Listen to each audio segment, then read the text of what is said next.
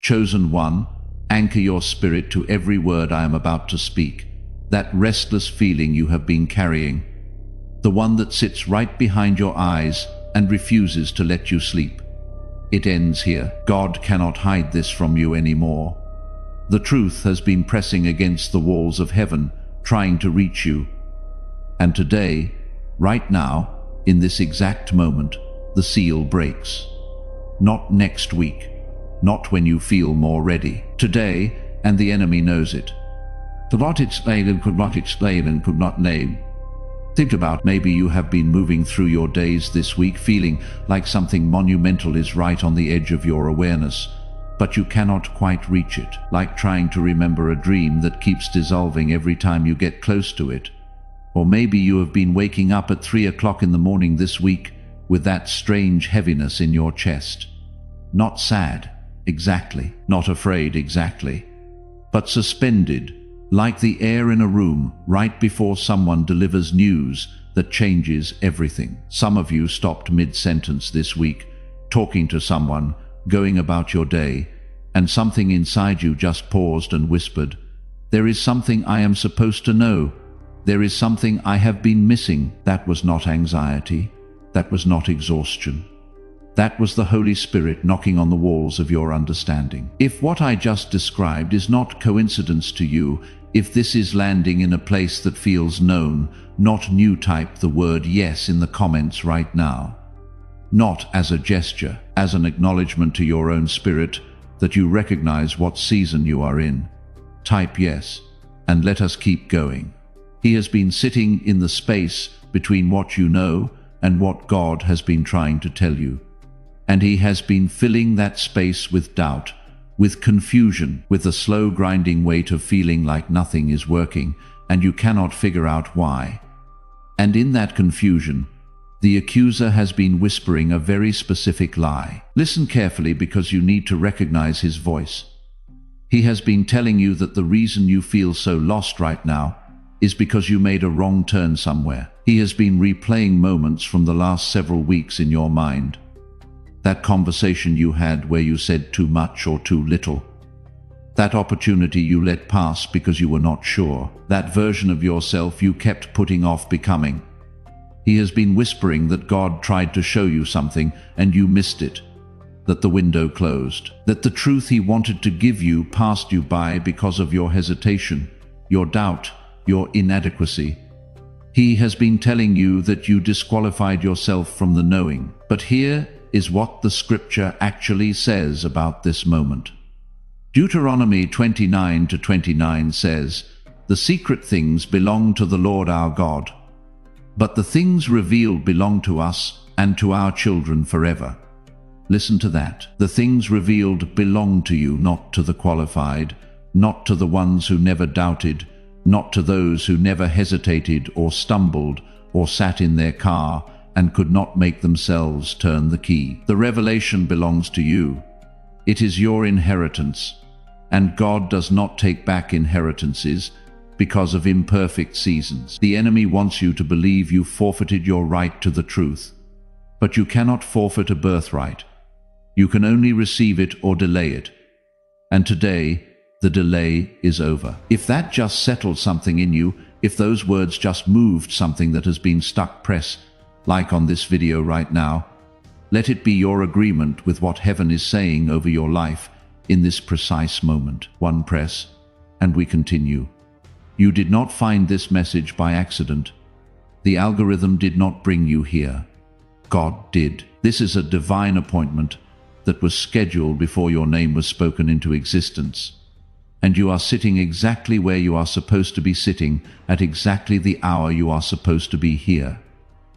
Do not close this. Do not scroll past the moment your spirit has been waiting for. In the next few minutes, I am going to reveal the vital truth God has been holding at the threshold of your understanding. I am going to walk you through the exact reason it was withheld until now, and why now is the only moment it could be released. And at the end, I am going to give you the declaration that opens your spirit fully to receive everything heaven has been trying to deposit in you. Your future self is on the other side of this message. The version of you that walks in full knowledge, full clarity, and full authority.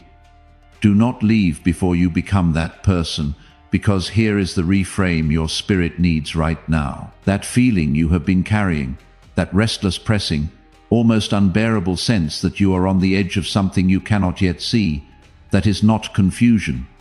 That is not you falling behind. That heaviness is not the weight of everything you have missed. It is the weight of everything that is about to be handed to you. You are not a seeker who lost the trail. You are a chosen one who just reached the moment of revelation. And God cannot hide this vital truth from you anymore. What has been withheld from you was never hidden because you were unworthy. It was hidden because it was being protected.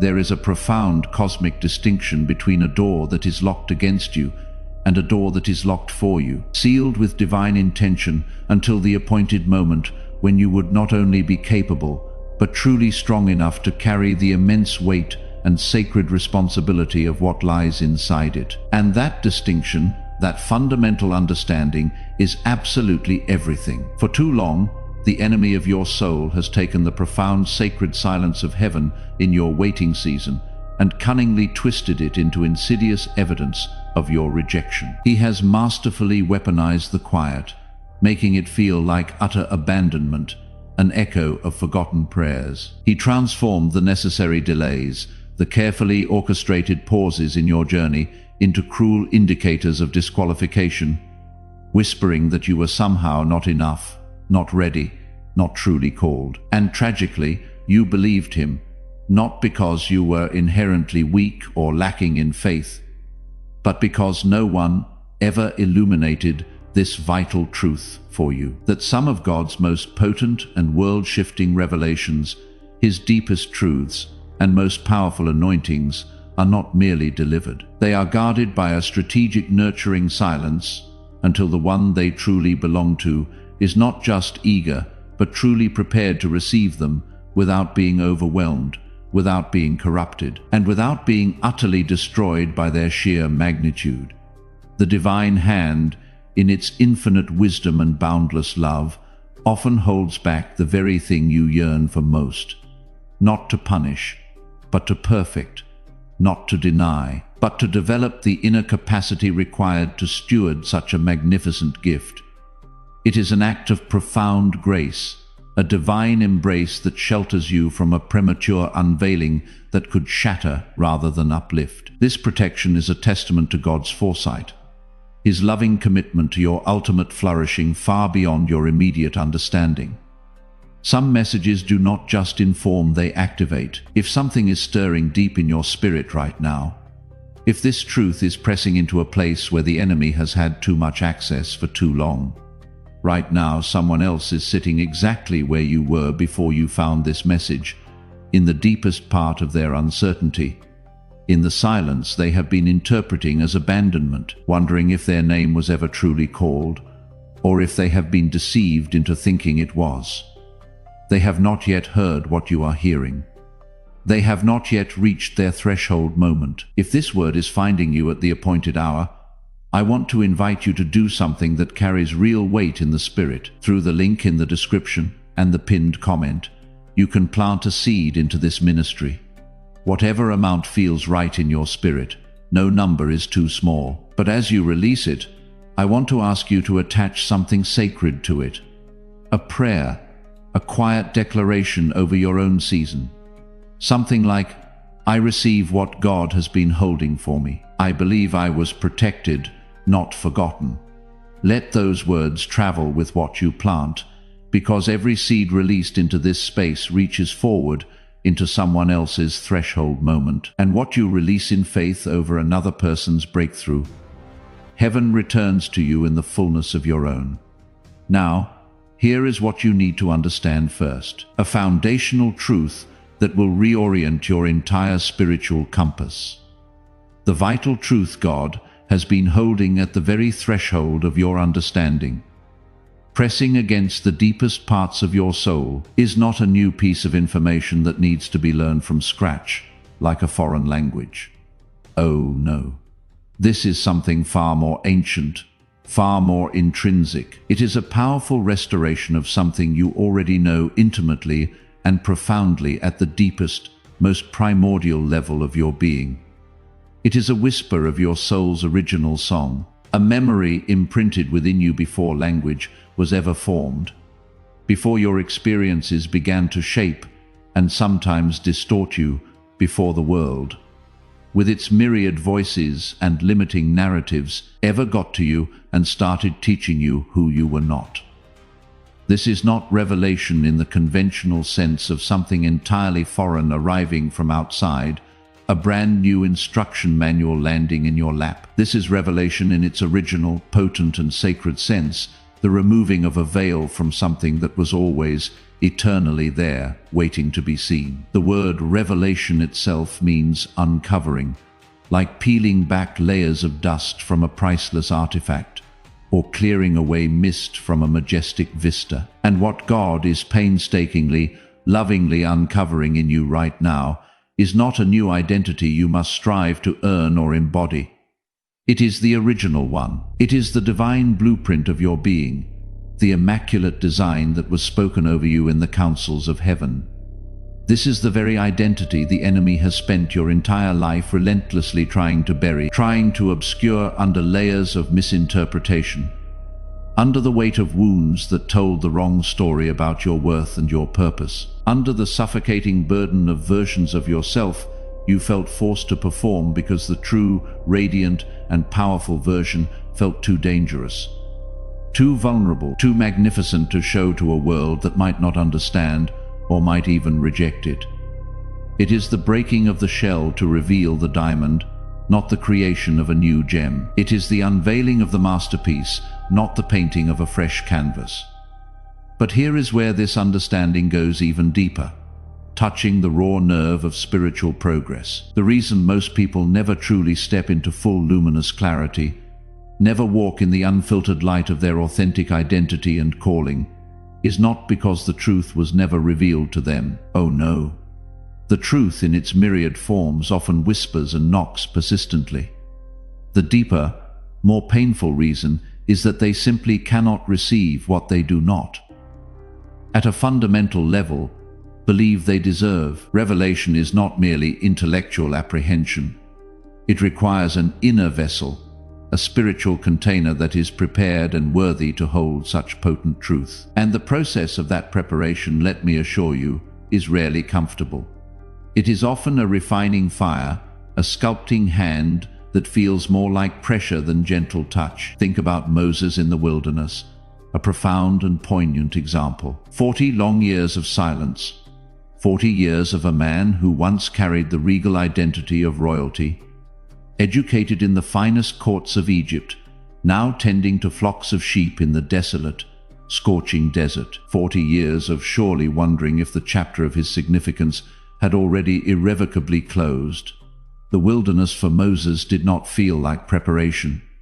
It felt like exile, like a divine abandonment, like utter irrelevance. It felt as though God had decisively moved on, and Moses had been relegated to the footnotes of someone else's epic story, a forgotten character. And yet, every single day of that agonizing, lonely wilderness sojourn was meticulously building in Moses the one quality, the absolutely indispensable virtue he could never have developed amidst the opulence and power of the palace. Humility. A humility deep enough, rooted enough, and powerful enough to truly carry the raw, unfiltered authority of heaven without being corrupted by it, without letting it inflate his ego or blind him to the divine source of his strength. The delay was not a punishment, friends. It was not a divine oversight. The delay was architecture. It was the careful, intentional construction of a soul capable of leading a nation, built layer by painful layer in the unseen depths of desert solitude. It was the stripping away of what was not truly him to reveal the mighty vessel God had always intended him to be. If the word architecture just reframed something you have been calling loss, if Moses's wilderness just put language to your own type, amen, in the comments right now. Let it be the first word you speak over this revelation before we go any deeper. Type it, and we continue. And this profound insight leads us to something most people miss entirely, a crucial piece of the spiritual puzzle. The preparation you have been in, those arduous seasons that often felt purposeless, the closed doors that felt intensely personal, slamming shut not just on opportunities, but on hopes, the deafening silence that resonated like a definitive rejection from the divine. It was never God withholding something precious from you out of stinginess or disdain. Rather, it was God. Rather than you, He was cultivating the soil of your soul, so that when the truth finally arrived, when the revelation broke forth like a new dawn, you would not just intellectually receive it, but you would be fully, robustly able to hold it. You would have the spiritual infrastructure, the emotional resilience, the character foundations necessary to integrate it, embody it, and steward it with grace and power. Because there is a fragile, even destructive version of every powerful revelation that utterly demolishes the person who receives it too early. Consider this. Consider this a magnificent, world-changing calling without the necessary depth of character. To sustain it inevitably creates casualties, harming not just the recipient, but those they are meant to serve. And a potent, divinely ordained identity, without the foundational depth of true humility and self-awareness, often creates nothing more than a hollow performance, a grand facade that eventually crumbles under its own weight. And God who thought too much to hand you something in the wrong season that would have, in the divine unfolding, ultimately undone you in the very season it was meant to empower you. He saw the full arc of your journey, and He guarded you from yourself, from the potential for self-destruction that comes with premature spiritual magnitude. Coming up, the hidden agreement that has been the real. But first, if you are not yet subscribed, do that right now and turn on notifications. These messages are not random uploads. They are dispatched at specific times to specific souls in specific seasons. If this one found you today, the next one may arrive at your most critical moment. Subscribe. Hit the bell. Do not miss the next appointment. But first, this foundational truth has to truly land in the deepest chambers of your spirit, that pressing, restless weight you have been carrying within you, that persistent hum or quiet ache that has been sitting in your chest, a constant, undeniable presence. It is not spiritual static, friends. It is not just random noise in the ethereal realm. It is a powerful, undeniable spiritual signal.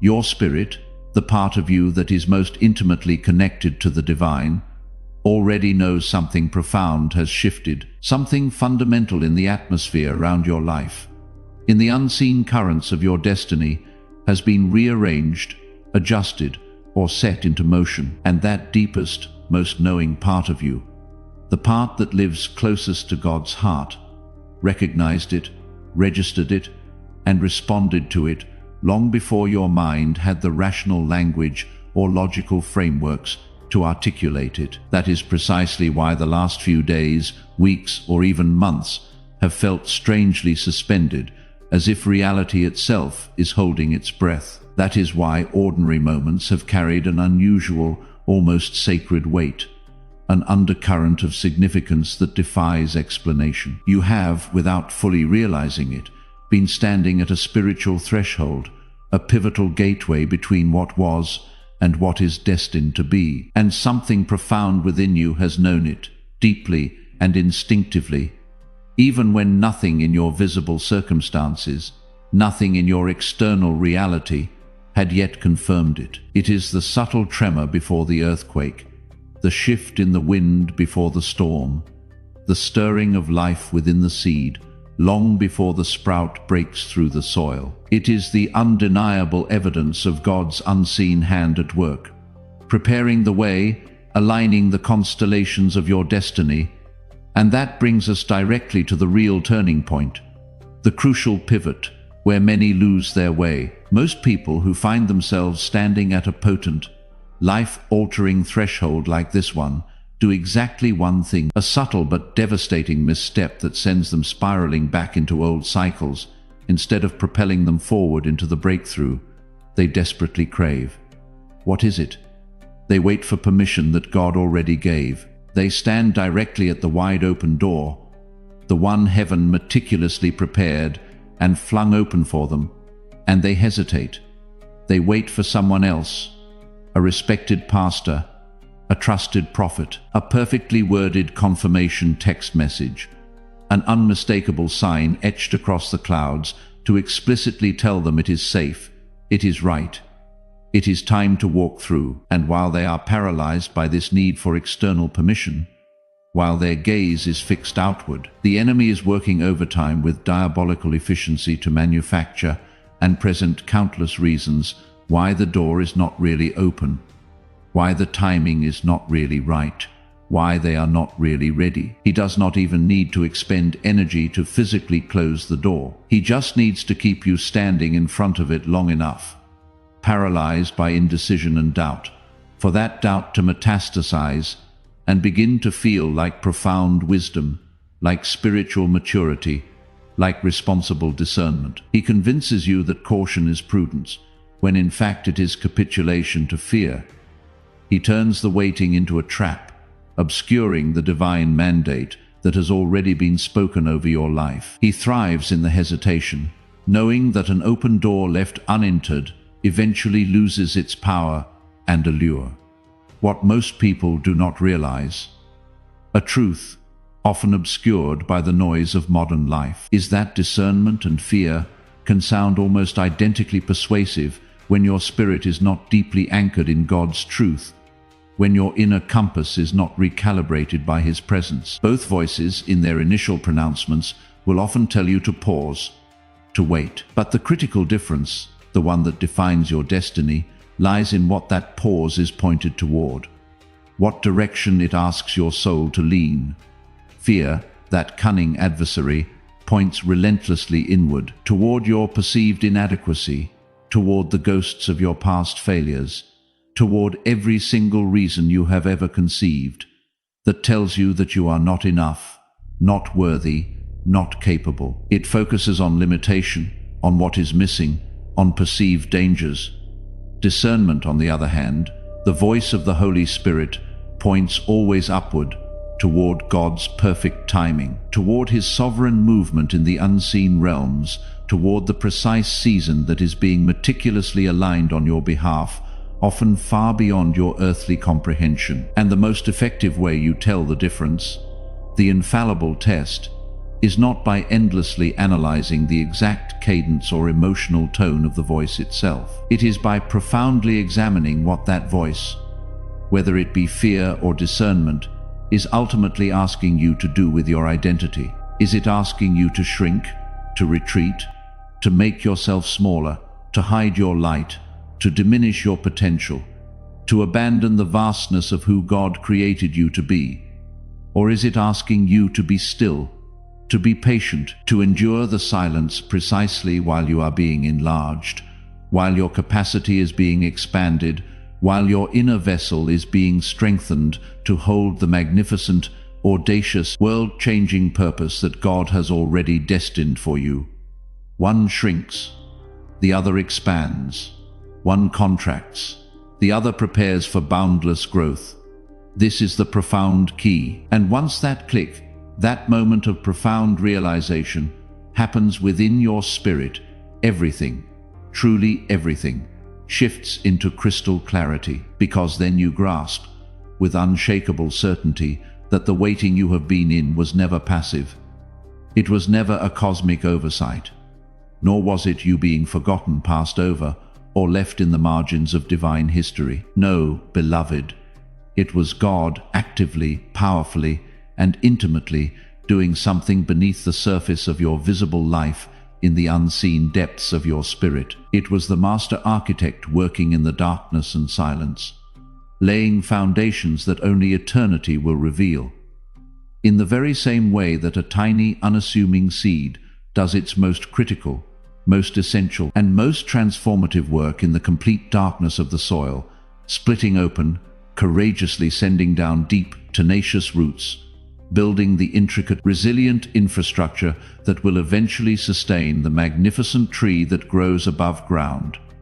Bearing fruit for generations, God has been doing His most essential, most foundational, and most powerful work in you during those very seasons you could not see. Those times of hidden labor and silent growth. The breakthrough you are now on the very precipice of stepping into is not separate from the suffering you have been through, not an isolated reward distinct from your trials. Oh no, it is intricately, divinely built on it. The roots went down deep into the difficult soil of your experiences, precisely so that the fruit, the glorious, abundant fruit of your calling and destiny, could come up strong and vibrant and enduring. Your deepest pain has been the very soil in which your greatest purpose has been taking root unseen until now. Coming up, what I am about to share next is the part that almost no one truly wants to hear, for it demands a level of honesty that can be uncomfortable.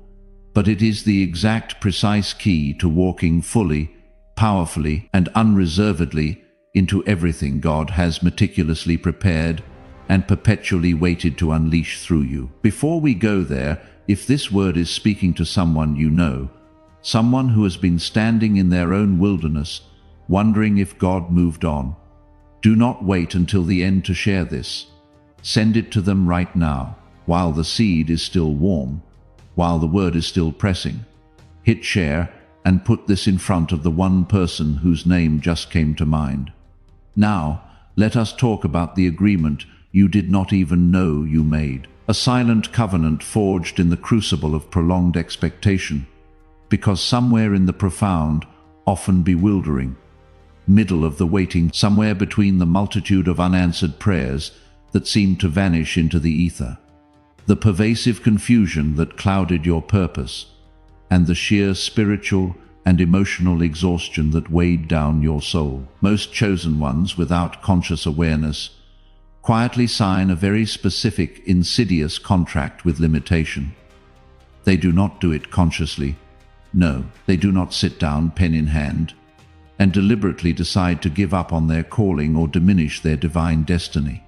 It happens in a much more subtle, almost imperceptible way, like the slow erosion of a riverbank. It happens when the pain of hoping, the vulnerability of perpetually reaching for a promise that seems perpetually out of reach, becomes too costly, too emotionally taxing, and in a misguided attempt at self-preservation, the mind in its protective instincts begins to subtly lower the ceiling of what is truly possible. Belief that most sacred and potent force slowly, imperceptibly gets renegotiated down to something more manageable, something that feels safer, less likely to lead to further disappointment. This happens not because God, in His infinite truth, ever said the promise was smaller, or less grand, or less miraculous. It happens solely because the extended wait, the prolonged silence, the perceived absence of breakthrough made it feel psychologically safer, more realistic to expect less.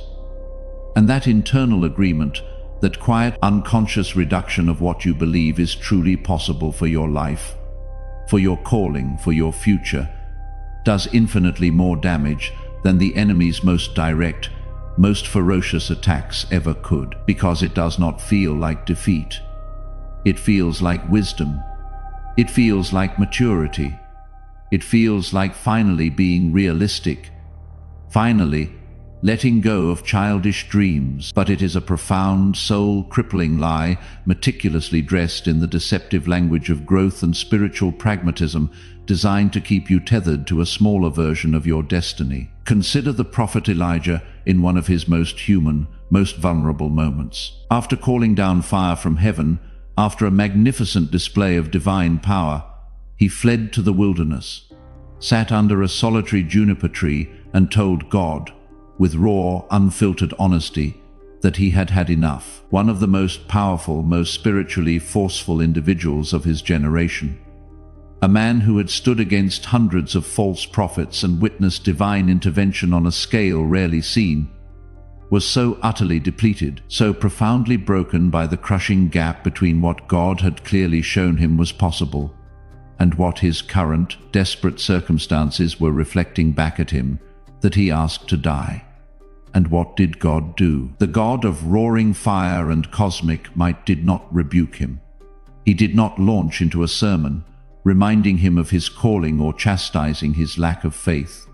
He did not tell him to toughen up. Instead, in an act of profound, tender mercy, he sent an angel who gently touched him and said simply, "Arise and eat." Because what Elijah needed in that moment was not a theological discourse or a stern lecture. It was pure, unadulterated nourishment for the journey ahead, sustenance for his body and soul. God met him in his most contracted, most depleted, most utterly broken moment of agreement with limitation, not with condemnation, but with tangible, life-giving provision. He understood that the spirit, like the body, sometimes needs to be restored before it can resume its appointed task, before it can break the silent agreement with expectation. Somewhere right now, someone is sitting under their own juniper tree, not after calling down fire from heaven, not after a visible display of spiritual power, in a much quieter, much more ordinary place. Their version of exhaustion looks different from Elijah's, but the question underneath it is the same. Is there anything left for me? Did I miss my moment? Is this chapter over? If this message has been your arise and eat today, if it has reached you with provision in a season you have not been able to explain to anyone else, I want to invite you to pass it forward. Through the link in the description and the pinned comment, you can release a seed, a cup of, a membership, whatever feels right in your spirit to release. And as you do, I want to ask you to hold something alongside it. A prayer for your own journey, an intention for the next season God is taking you into. A quiet act of trust that says, what was given to me in my lowest moment is worth giving into.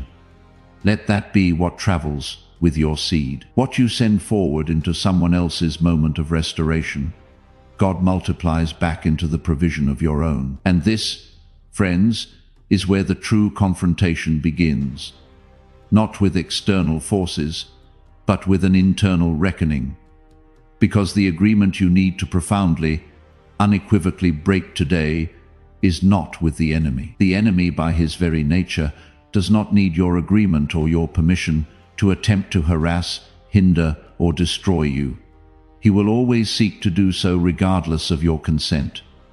No, the agreement you need to shatter, to absolutely obliterate, is the one you made unconsciously or consciously, with a version of yourself that was meticulously formed in the crucible of your pain, shaped by your deepest wounds and disappointments. That version of you, forged in the fires of past trauma and disillusionment, made profound decisions about who you are, what your capabilities truly are, and what is ultimately possible for you. And those decisions were based entirely on limited, often distorted information gathered in your lowest, most vulnerable, and most contracted seasons. And for too long, perhaps your entire adult life, you have been honoring a contract that was written in moments of crisis, in seasons of despair, and you have perhaps unknowingly been calling it character, calling it resilience. You have been maintaining a fierce, even perverse, loyalty to a diminished self-image,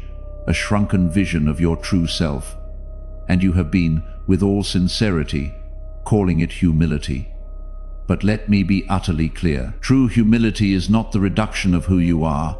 True humility is not the shrinking of your God-given stature or the denial of your divine potential. On the contrary, true humility is the accurate, unflinching assessment of exactly who God, in his boundless wisdom and power, made you to be in all your glory, your strength, your unique gifting, and your vast potential. And then, it is having the audacious courage to actually be that person, to embody that true identity, to walk in that full anointing, even when it feels too large for your current comfort zone, even when it inevitably invites opposition and misunderstanding from a world that prefers you small, even when the gap between who you are becoming and who you have been is so profoundly uncomfortable that it makes every fiber of your being scream for you to retreat back to the familiar, albeit confining confines of your past self. True humility is acknowledging the source of your power, not denying the power itself. But let me challenge you with something that goes even deeper than that, piercing through all prior layers of understanding.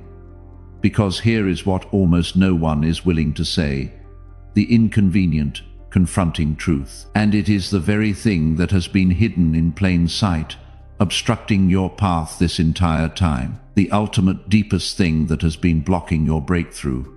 The final barrier that sits beneath all the others is not, in its essence, the enemy's overt power. It is not the lingering shadows of your past mistakes or perceived failures.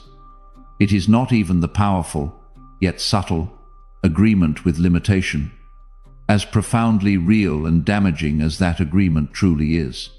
No, the deepest, most entrenched barrier, the one that requires the most courage to dismantle, is that some hidden protective part of you is profoundly afraid of what your life will require, what demands will be placed upon you once you fully, irrevocably receive this truth and step into its light.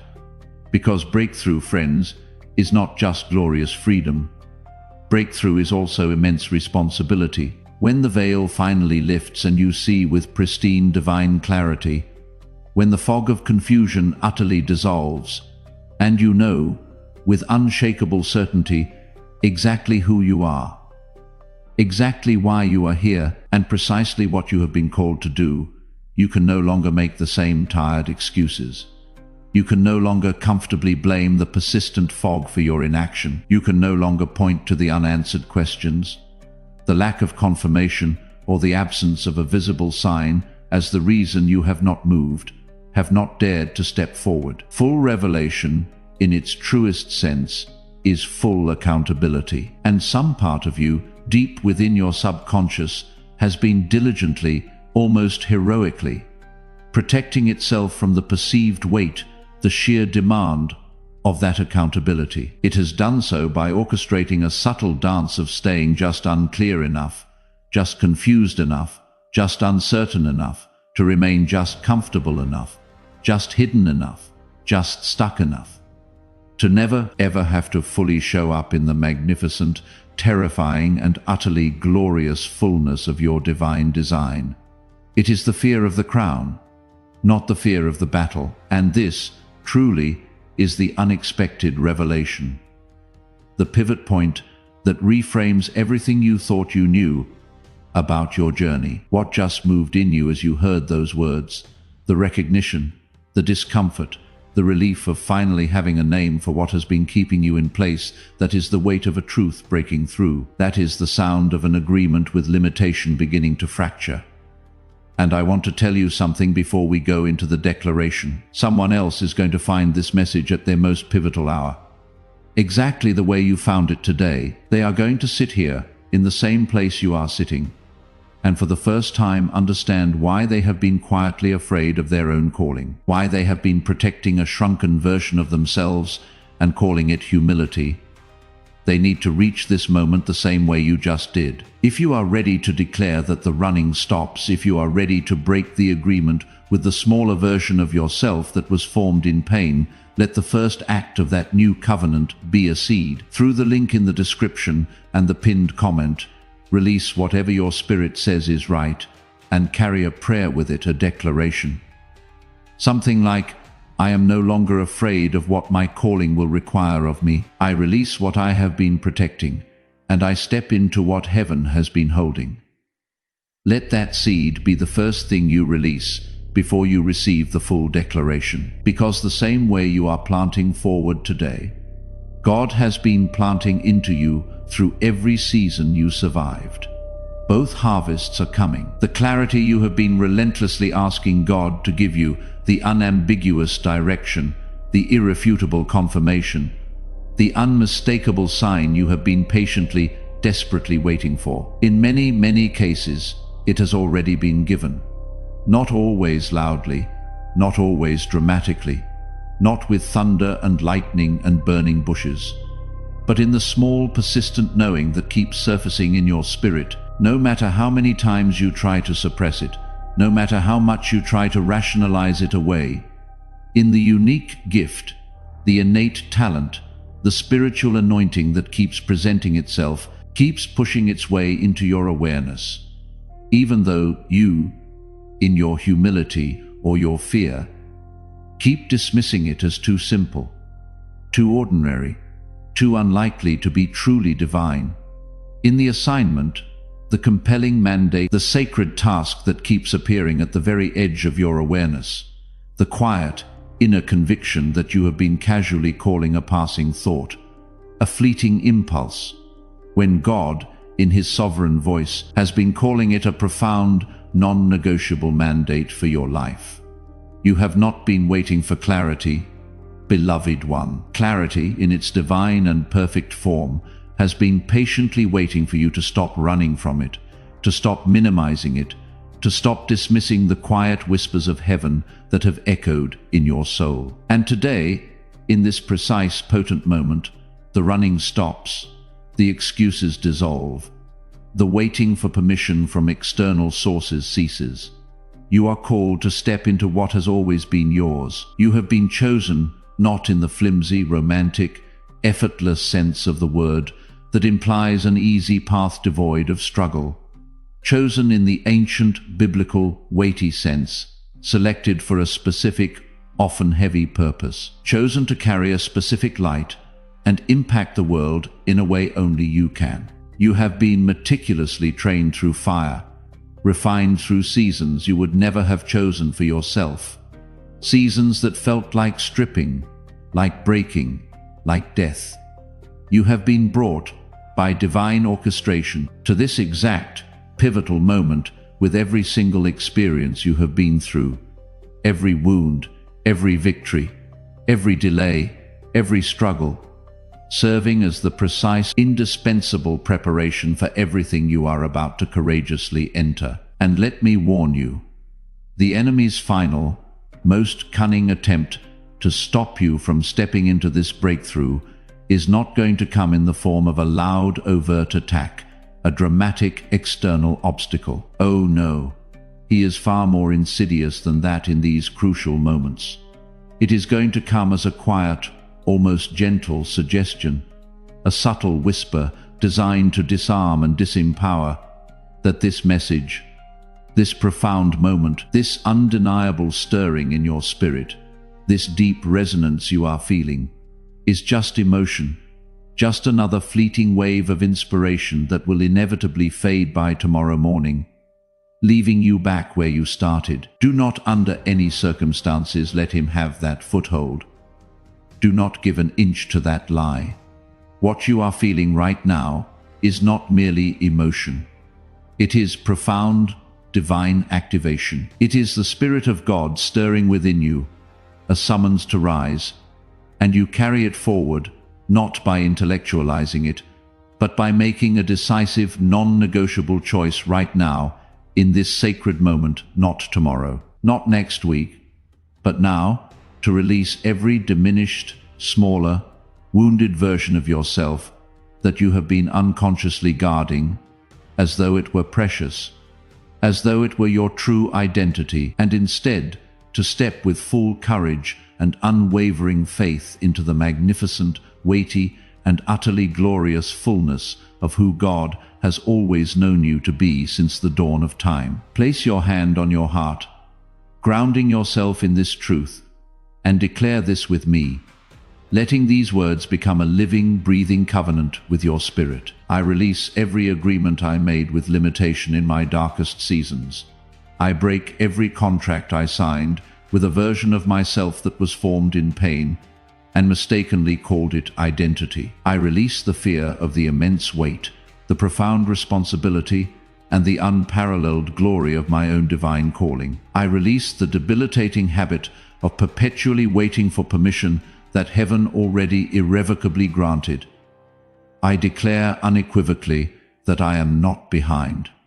I am not disqualified. I am not, and never have been, the sum of my worst seasons or my longest, most agonizing delays. I am exactly, precisely, and gloriously who God said I was before the world ever got the chance to tell me otherwise, before the voices of doubt and disillusionment clouded my sight. I received the truth that has been persistently pressing at the threshold of my understanding, knocking at the door of my heart. I received the crystal clarity that has been patiently waiting for my surrender, for my courageous willingness to truly see.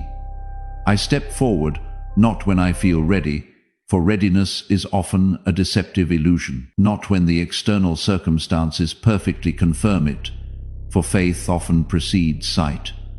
But now, in this very moment, in unwavering faith, in the fullness of my being, and in the full, unshakable authority of who I was profoundly created to be, the pressing weight I have been carrying was never confusion. It was, from the very beginning, divine preparation, and I walk into my breakthrough, into my promised land, knowing, with every fiber of my being, that I was chosen. I was guarded. I was meticulously built for this precise moment, and I am now finally ready to carry everything heaven has been patiently waiting to place into my open, surrendered hands. If this message reached something real in your spirit, do not let it stop here. Share it with someone who has been standing at a threshold and does not yet have the language for what they are feeling. Someone whose silence you have been watching, whose waiting you have witnessed. They need this word. You finding this message today may be the reason they find it tomorrow. Hit share right now and send this to that one person. And drop the word chosen in the comments below, not as a formality, but as a declaration. Let it be the first word of the new chapter.